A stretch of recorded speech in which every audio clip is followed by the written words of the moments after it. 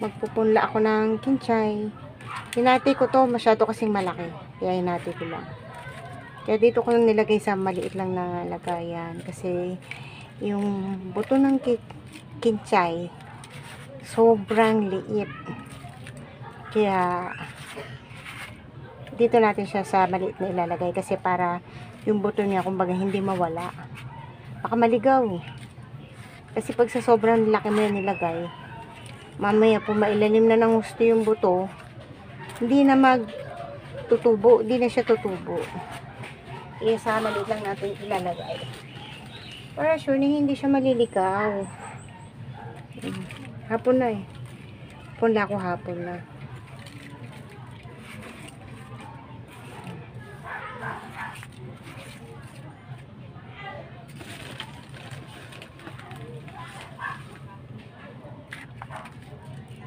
Oops. Lagyan natin lahat. Sarap kasi pag pag ikaw yung nagpatubo nung tanim, ikaw yung nagparami. Sarap sa pakiramdam. Pagsak natin dyan. Okay lang yan, lilinisin naman natin mamaya.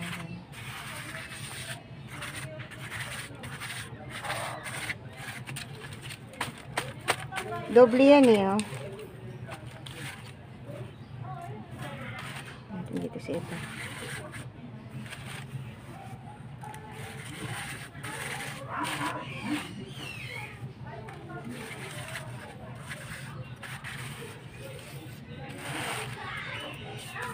Ito yung napakaliit nating kinchay. Nasaan na ba? Ito yung ating napakaliit na kinchay. 'Di ba, oh? Sana sana mabuhay. Sana yung niya, yung buto niya, yung similya ng kinchay, buhay pa. Yan. 'Di ba? Liit. Super liit. 100 seeds daw yan, sabi ha. So, try natin ng ipunla. Ipunla na natin. Wait lang. 100 seed. Liit. Sarap kasi yung kinchay. Ako gusto ko yung kinchay sa pansit. Pero yung aking mga mag-aama ayaw nila. So, lalagyan natin ng konting whole. Tasan natin ng konti. Tapos, dyan natin ululubog yung kinchay. Yan. Sana tumubo, no? Alam niyo yung pagtatanim. Ganda rin yan. Stress reliever. Parang pang therapy. Pag ikaw ay nasasad. Yan. Yan natin.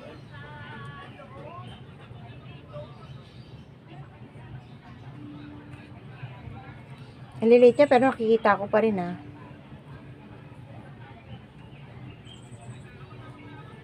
Pa natin na.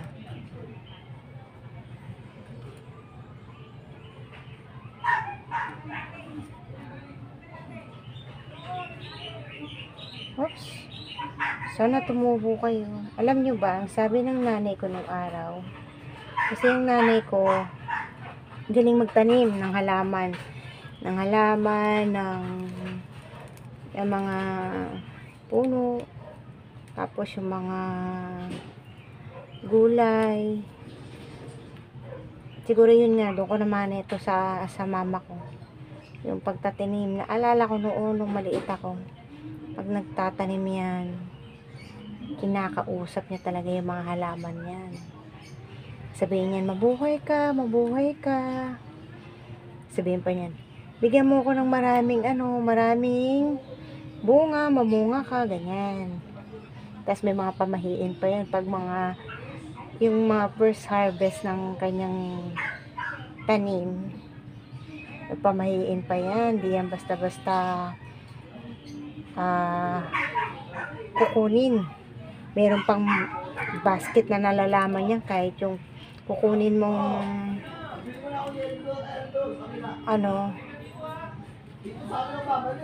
pipitasin mong bunga, 3 piraso lang pero nakalagay sa basket. Para daw kasi,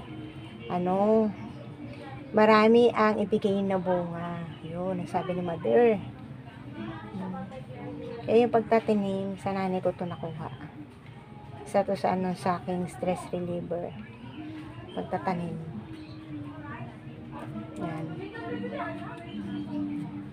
Obserbahan natin to kung hindi ko pa rin nilahat talaga. May tinira pa rin ako ilang piraso Tatabi ko pa yan. Tatabi natin. Kasi baka masyadong ma-crowded naman yung ating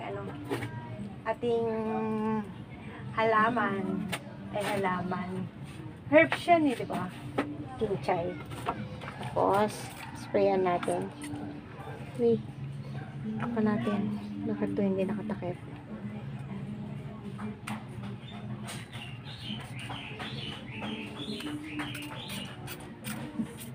Konti-konti lang. Kaya hindi mo siya pwedeng ilagay sa malaking lagayan. Kasi, pag nilagay mo siya sa malaking lagayan, may possibility na yung buto mapunta ng gusto sa ilalim. Tapos, kasi merong mga klase ng buto, tulad dito yung buto ng kinchay, napakaliit. Hindi mo na pwedeng itanim yan sa malalim. Mga 1 dangkal nga lang, hindi mo siya pwede itanim. Kasi, hindi niya nakakayaning tumubo sa sobrang lalim niya. Kaya yung mga buto ng mga punong kahoy, yung mga buto ng gulay, nakadepende yan sa sa laki yung buto, kung paano mo siya itatanim. Pag masyadong maliliit ang buto, kailangan lang yan, ganito lang, sa maliit mo lang siya ipupunla. Pag yung malalaking buto, pwedeng medyo malalalim yan, gaya ng hindi naman super lalim, gaya ng mangga, mga ganyan, avocado, yan. Kasi may kakayahan silang itulak yung lupa. Pag nag-sprout sila, yung tumubo sila, may kakayahan silang itulak pataas yung lupa. Yung mga gantong mga buto, gaya nitong kinchay, pag tinanim yan sa mga 1 dangkal na lalim, hindi na yung tutubo. Kasi syempre, hirap na siyang itulak yung lupa, paakyat. Yun ay aking obserbasyon based on lang yan, experience kasi. Pero syempre, iba pa rin yung mga talagang mga yung sa mga farmer talaga. Syempre, magagaling na yung mga yun, tsaka yung mga yun, nagsiseminar yun, di ba? Tapos bukas, ditiligan natin ulit yan. Tingnan natin kung tutubo nga. Sayang naman pag hindi tumubo. Diba? Ilan yan? 1, 2, 3, 4, 5, 10, 15, 20, 24, 28. 28 itong pinaglagyan natin.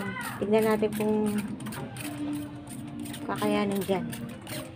Ayan. Mali pala yung bilang ko. Bulag. Hindi ba rin magbilang? 32 pala. Mali ako ng bilang. Hindi ko na nabilang yung kabilang side. 32 pala. Sorry naman.